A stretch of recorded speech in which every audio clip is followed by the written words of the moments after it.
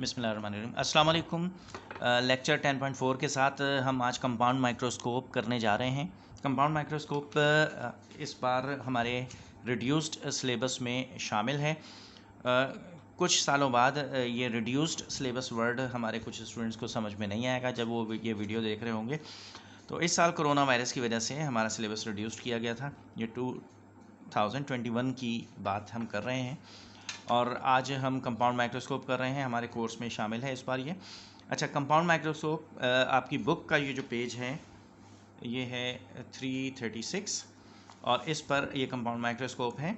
अब ये देखें, a compound microscope is an optical instrument which is use to see small object with very high magnification. ये है compound microscope का introduction कि कंपाउंड माइक्रोस्कोप होता क्या है। इसके बाद कंस्ट्रक्शन की हेडिंग में आप चाहें तो कंस्ट्रक्शन की हेडिंग डाल सकते हैं और उसमें आप लिखें it consist of 2 convex lenses, जिसमें 2 कॉन्वेक्स लेंसेज होते हैं, एन ऑब्जेक्टिव जिसमें से एक ऑब्जेक्टिव है, अ lens placed before the object. ये वो लेंस होता है जो किसी ऑब्जेक्ट जिसको हमने देखना है उसके करीब रखा जाता है।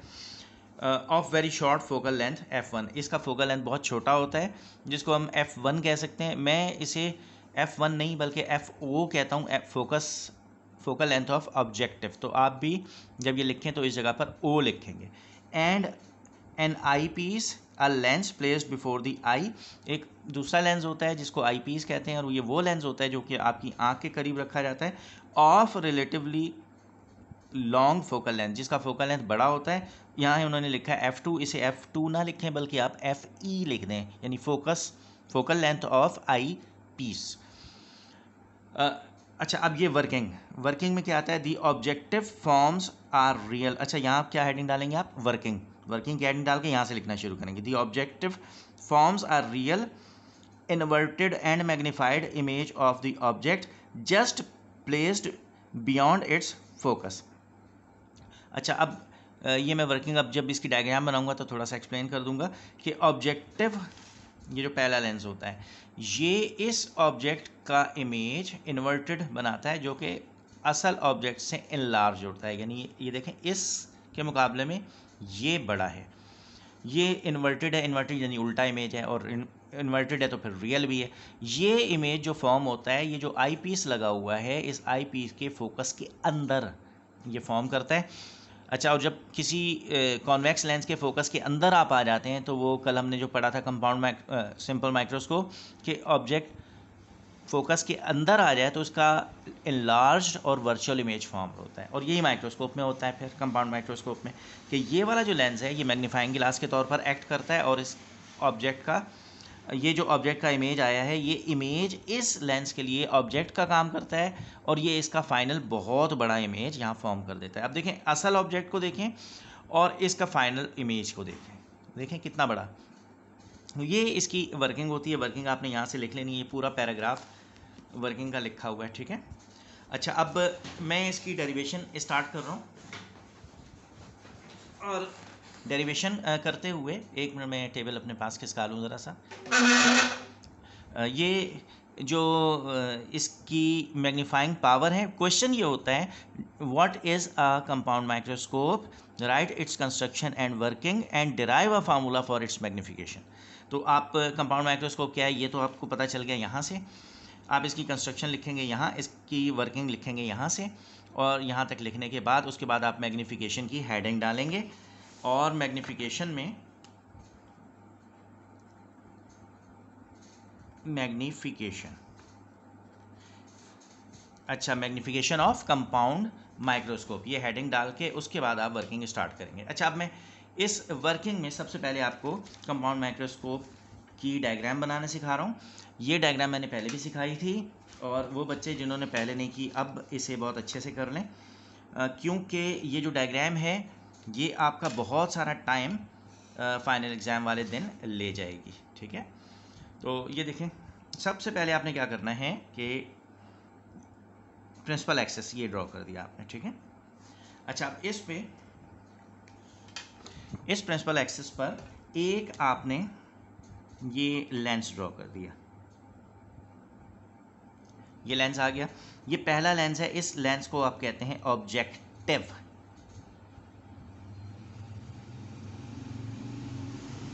ठीक। अच्छा, ये ऑब्जेक्टिव है, इसके सामने हमने ऑब्जेक्ट रखना है, क्योंकि ऑब्जेक्ट इसके सामने रखते हैं इसलिए इसे ऑब्जेक्टिव कहते हैं। अच्छा, यहाँ मैंने रख दिया ऑब्जेक्ट। ठीक। अच्छा, अब अगर मैं दूसरा लेंस अभी से बना दूंगा ना पहले से, तो फिर डायग्राम बनाना बड़ा मुश्किल हो जाएगा। तो पहले मैं इसकी रे डायग्राम बना दूं, फिर मैं इसको आगे लेके चलूँगा। ठीक है। तो अब ये देखें कि एक रे आपने लेके आनी है यहाँ से, इसके ऑप्टिकल सेंटर से, ये ठीक, ये आ गई ऑप्टिकल सेंटर से। ठीक है। और दूसरी आप लेके आएंगे यहाँ से, ये। ठीक है। अच्छा, अब जहाँ आप इमेज बनाना चाहते हैं वहाँ इमेज बना डालें। तो जैसे मैंने ये इमेज बना दिया। अच्छा, अगर आपके पास थोड़ी सी इन्फॉर्मेशन है पहले से, तो ये जो यहाँ तक डिस्टेंस होता है ये क्या कहलाता है? ये कहलाता है P, ऑब्जेक्ट का डिस्टेंस। और इमेज का जो डिस्टेंस होता है उसे क्या कहते हैं हम? ये होता है Q। अच्छा, अब ये है P ऑफ ऑब्जेक्टिव, इसलिए इसके साथ मैं लगा देता हूँ P, यानी ऑब्जेक्टिव से ऑब्जेक्ट का फासला। और ये Q है, तो क्योंकि ये ऑब्जेक्टिव ने बनाया है तो इसलिए यहाँ पे डाल देता हूँ QO। ये हो जाएगा distance of image from the objective. अच्छा, अब क्या करना है मुझे? जहाँ ये हेड बना हुआ है वहाँ से इस वाली लाइन को ये ज्वाइन कर दूँगा। ठीक, ये मैंने ज्वाइन किया और इस जगह पर लिख दूँगा फोकस। और ये क्योंकि फोकस है ऑब्जेक्टिव का, इसलिए मैं लिखूँगा FO, फोकस ऑफ ऑब्जेक्टिव। ठीक है। और जितना डिस्टेंस ये है स्केल से, जैसे ये देखा आपने यहाँ से, ये इतने ही डिस्टेंस पे यहाँ भी मैं F लिख देता हूँ, ये। तो ऑब्जेक्ट, इसका मतलब फोकस ऑफ ऑब्जेक्टिव के बिल्कुल करीब रखा हुआ है, और फिर यहाँ से इसकी रे डायग्राम बन रही है। ठीक है। ये थोड़ा सा इनलार्ज करके आप देख सकते हैं, ये देखें। अच्छा, अब आपने क्या करना है, राइट साइड पे, यानी अब इसके आगे यहाँ आपने एक और लेंस दिखाना है, इसका साइज थोड़ा बड़ा दिखाना है। ठीक है। ये दिखाएंगे आप, ये कितना भी बड़ा बना दें, पूरे पेज का बना दें, कोई फ़र्क नहीं पड़ता है। ठीक है। अच्छा, ये आ गया। इस लेंस का नाम क्या है? Eyepiece. अच्छा, ये आई पीस है क्योंकि आँख यहाँ लगाई जाती है, इसलिए इसे आई पीस कहते हैं। और इस आई पीस के लिए अब मैं इसकी रे डायग्राम बना रहा हूँ। ये जो ऑब्जेक्ट है, ये जो इमेज है, ये इसके लिए ऑब्जेक्ट है। तो फिर मैं अब इसे यहाँ से देखें, पहले तो इसके हेड से, ये इस हेड पे मैंने ये रखा, और ऑप्टिकल सेंटर से ये लाइन ये मैं लेके आऊँगा, ये कंटिन्यूस लाइन आई, और इसके आगे मैंने ये डॉटेड लाइन दे देनी है। अगर इसके अलावा किसी तरीके से आपने इसे बनाने की कोशिश कीजिए तो यकीन कीजिए आपसे ये पूरा दिन में भी नहीं बनेगी, बिल्कुल ऐसी बनाएगा। पहले आपने ऑप्टिकल सेंटर वाली लाइन, ये कंटिन्यूस लाइन लेकर आ गए आप यहाँ तक, और उसके बाद आप ये देखें, ये। अच्छा, एक वो रे भी तो होती है ना जो पैरेलल टू प्रिंसिपल एक्सिस जाती है, ये आ गई पैरेलल टू प्रिंसिपल एक्सिस यहाँ तक। अच्छा, इसे आपने और मज़ीद आगे कहीं नहीं लेके जाना है। ठीक है। अब आप इमेज किधर बनाना चाह रहे हैं? ठीक है। अब इस डायग्राम में मैं चाहता हूँ कि इमेज, अच्छा चलो मैं इसे थोड़ा और एक्सटेंड कर देता हूँ ताकि मेरे पास और जगह आ जाए। अच्छा, ये आपको जितनी भी महारत हो ड्राइंग बनाने में, डायग्राम बनाने में, आपने फाइनल एग्ज़ाम में हमेशा पेंसिल से बनानी है। ठीक है। कभी मार्कर यूज़ नहीं करना है, और मैं इसलिए यूज़ कर रहा हूँ ताकि आपको ये नज़र आए। अच्छा, मैं इस जगह बना रहा हूँ, ये मेरी मर्ज़ी है, मैं अब फाइनल इमेज यहाँ बनाऊँ, यहाँ बनाऊँ, यहाँ बनाऊँ, जहाँ भी बना दें। तो ये मैंने बना दिया फाइनल इमेज। ठीक। अच्छा, अब ये फाइनल इमेज बन गया। अब ये वाली जो रे है ना, ये कंप्लीट नहीं हुई है, इसे मैंने ज्वाइन करना है। और ये ज्वाइन करने के लिए यहाँ मैंने रखना है, ये देखें, ये इस हेड पर मार्कर रखा मैंने यहाँ, और ये देख रहे हैं, ये वाला पॉइंट यहाँ तक। अच्छा, इसको सीध में मिला के ऊपर से कंटिन्यूस लाइन लाएंगे यहाँ तक, और उसके बाद इसे एक्सटेंड करेंगे डॉटेड लाइन से।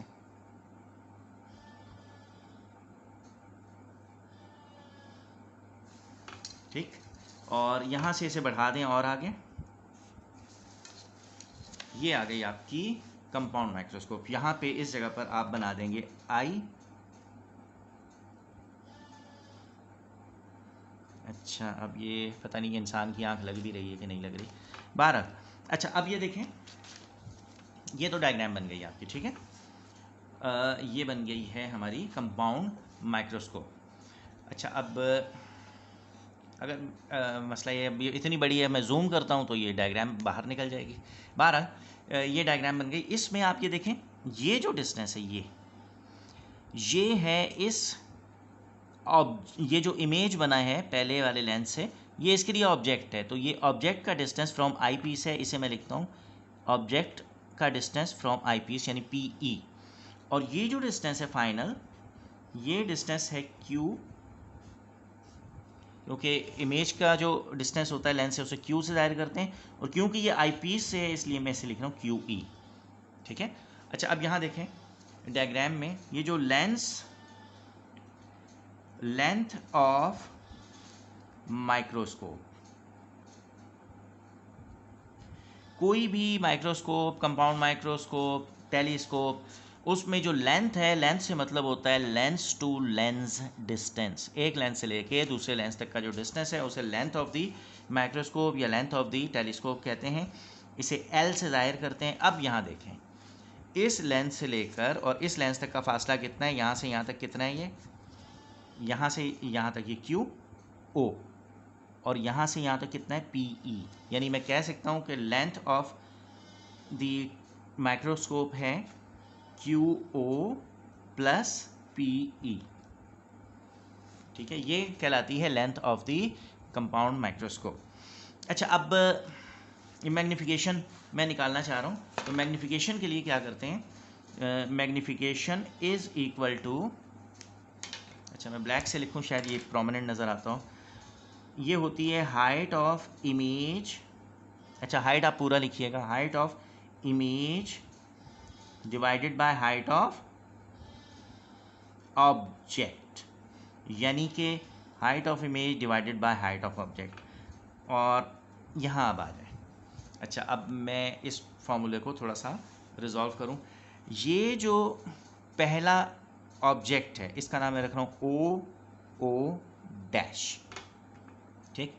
अच्छा, ये इसका जो इमेज बना यहाँ मैं इसका नाम रख देता हूँ ए बी, और ये जो फाइनल इमेज बना इसका नाम मैं रख देता हूँ सी डी। अच्छा, अब मैं कंपाउंड माइक्रोस्कोप की एज दी होल अगर मैग्नीफिकेशन निकालना चाहता हूँ तो मुझे इसका ऑब्जेक्ट का साइज़ ओ डैश है और इमेज का साइज़ है सी डी। तो मैं लिखता हूँ फाइनल इमेज का size divided by initial image. मेरी बात समझ में आई?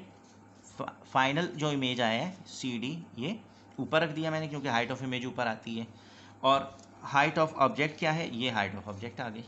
अच्छा, अब इसमें इस वाले इमेज का तो तस्करा ही नहीं हुआ ना, तो फिर इसका भी तस्करा करना है, और उसको मैं करने के लिए क्या करता हूँ कि ए बी से मल्टीप्लाई और ए बी से डिवाइड कर देता हूँ, ठीक है। अब ये मेरे पास मैग्नीफिकेशन का ऐसा फार्मूला आ गया जिसमें सारे इमेजेस का तस्करा आ गया। अच्छा, अब मैं थोड़ा इसको अरेंज करके अगर लिखूँ तो अरेंज करने का मतलब ये है कि इस सी डी के नीचे ये ए बी लिख दिया, क्रॉस इस ए बी के नीचे ये ओ डैश लिख दिया। अच्छा, मल्टीप्लाई हो रहे हैं, इसको इधर लिख दिया, इसको इधर लिख दिया, कोई फ़र्क नहीं पड़ता है। तो अब मुझे आपने ये बताना है, अब मैं अगर अगला पेज पलट दूं तो ये वाली इक्वेशन गायब हो जाएगी, इसलिए मैं यहाँ इक्वल डाल के लिख रहा हूँ, आपने इसके नीचे ही लिखना है ना इस जगह पर। सी डी क्या चीज़ है, सी डी है ये वाला इमेज, ठीक है, हाइट ऑफ इमेज। अच्छा, और इस हाइट ऑफ इमेज यानी ये सी डी ऊपर आ गया, ठीक है। इस इमेज का ऑब्जेक्ट कौन सा है, डायग्राम में देखें, ये इमेज, इसका ऑब्जेक्ट ये है, यानी हाइट ऑफ इमेज ऊपर है, हाइट ऑफ ऑब्जेक्ट नीचे। तो ये चीज़ बन गई मैग्नीफिकेशन ऑफ आई पीस, ठीक है। थोड़ा सा कॉन्सेंट्रेट करेंगे, height of image over height of object क्या चीज़ होती है, मैग्नीफिकेशन। और सी डी क्या चीज़ है, सी डी है इस वाले इमेज की हाइट, और इसका ऑब्जेक्ट ये है A B, C D over A B, यानी height of image divided by height of object. ये किसका ऑब्जेक्ट और किसका इमेज है? ये है आई पीस का इमेज, आई पीस का ऑब्जेक्ट। इसलिए मैंने लिखा मैग्नीफिकेशन ऑफ ये C D over A B बराबर होगा मैग्नीफिकेशन ऑफ आई पीस के equal A B O dash. अब ए बी क्या चीज़ है? ये देखें, ये ए बी है, ये इमेज है किसका? ये इस वाले लेंस का इमेज है। और इस लेंस का ऑब्जेक्ट कौन है? इस लेंस का यानी ग्रीन वाले लेंस का ऑब्जेक्ट ये है। तो मैं इसे पढ़ सकता हूँ कि ए बी लिखा हुआ है हाइट ऑफ इमेज और ओ डैश है हाइट ऑफ ऑब्जेक्ट। यानी ये फार्मूला रिप्रेजेंट करता है मैग्नीफिकेशन ऑफ ऑब्जेक्टिव को। यानी मैं कह सकता हूँ कि कंपाउंड माइक्रोस्कोप की मैग्नीफिकेशन इक्वल होती है magnification of eyepiece multiply by magnification of objective. तो मैं इस फार्मूले को दोबारा लिखता हूँ यहाँ।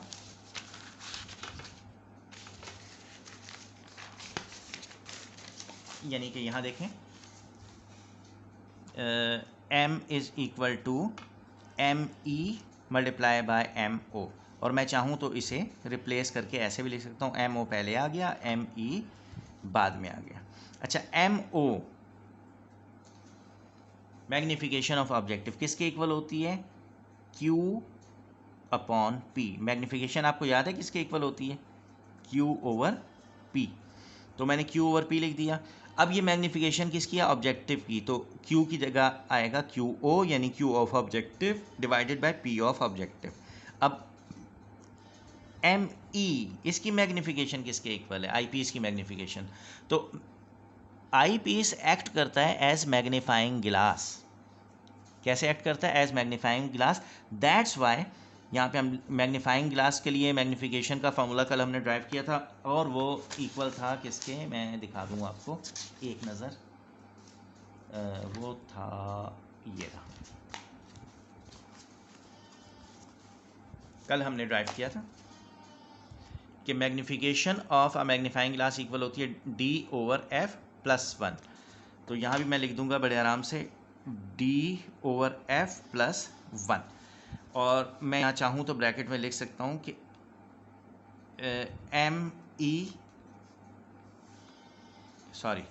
आई पीस एक्ट्स एज मैग्नीफाइंग गिलास। ठीक है, और ये इसका मैंने रीज़न लिख दिया।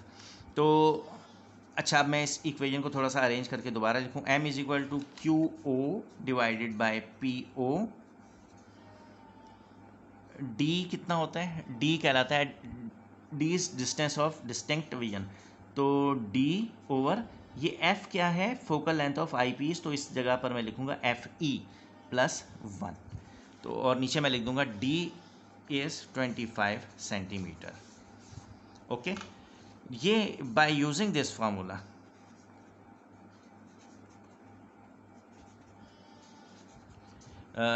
Magnification of compound microscope can be calculated.